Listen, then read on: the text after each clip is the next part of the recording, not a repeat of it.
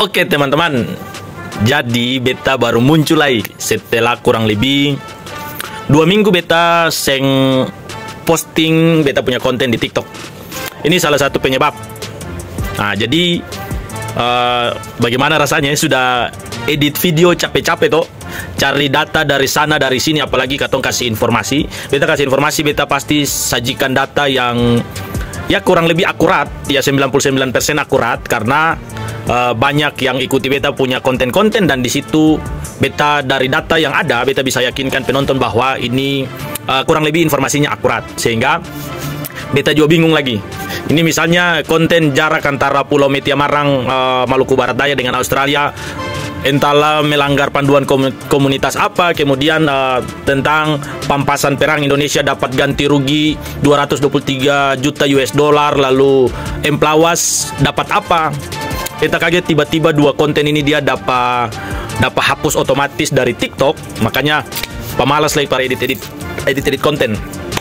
Jadi setelah konten yang tentang pampasan perang ini beta coba ajukan keberatan banding, ya akhirnya dipulihkan kembali, tapi yang tentang jarak antara Metia Marang dengan Australia ini tidak dapat dipulihkan kembali. Jadi entahlah kenapa, tapi belakangan ini beta lihat dari beta punya konten sendiri, ya selain banyak yang apresiasi, ada beberapa konten yang misalnya beta punya informasi itu sajikan data terkait dengan kebijakan-kebijakan dari pemerintah, tapi itu kemudian beta punya konten secara otomatis dihapus oleh TikTok. Jadi katong dalam bermedia sosial itu sebisa mungkin untuk pintar menyerap informasi sehingga katong tidak termakan oleh isu-isu hoax.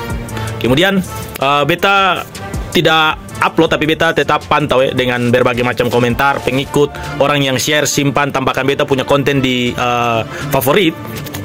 Banyak sekali buser-buser lah orang-orang di konten kreator dong ini yang punya pendukung buat calon kepala daerah, baik itu provinsi, kota madya, kemudian kabupaten. Ini yang dong sampaikan ini lebih banyak serang lawan punya banyak hal. Makanya dari sini beta mau sampaikan khusus buat katong di Maluku, jangan gara-gara politik lalu katong satu baku musuh dengan satu baku marah dengan satu, bahkan bisa saja kerusuhan. Makanya sekali lagi beta sampaikan, mari hati-hati serap informasi, jangan terpancing dengan isu-isu yang menyerang pribadi atau bahkan calon kepala daerah yang lain.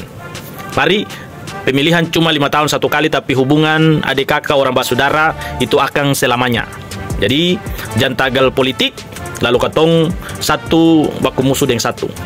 Orang yang katong dukung juga mungkin dong duduk lalu dong lupa katong, nanti 5 tahun lagi baru datang cari katong. Nah makanya berbagai macam tawaran datang ke beta untuk coba endorse, tapi ya dengan segenap hati beta bilang beta tetap akan berdiri pada beta punya prinsip dengan mengedepankan netralitas, dan semua pejabat, semua tokoh yang maju untuk bertarung di pemilihan kepala daerah di Maluku, di kabupaten kota, itu orang-orang yang punya kapasitas luar biasa, orang-orang yang punya kepintaran luar biasa dan punya pengalaman banyak. Makanya jangan membela atau jangan mendukung secara berlebihan, tetapi harus rasional. Oke, semoga pemilu damai ada di katong punya tanah Maluku, dan semoga pemimpin yang ada nanti di Maluku, di kota Ambon, di Maluku Barat Daya, KKT, di Aro, di kota Tual, Maluku Tenggara, di Buru Selatan, di Buru, di Seram bagian Barat, di Seram bagian Timur, mana lagi yang beta belum sebut, Maluku Tengah, semua itu yang terbaik. Nanti ada beta sajikan beberapa tokoh yang beta sudah pernah ketemu, sudah jumpa, diskusi, bahkan punya hubungan baik dengan dong. Itu mungkin orang-orang yang beta pilih sebagai beta punya dukungan politik. Mari sukses selalu buat ketong, Tuhan memberkati.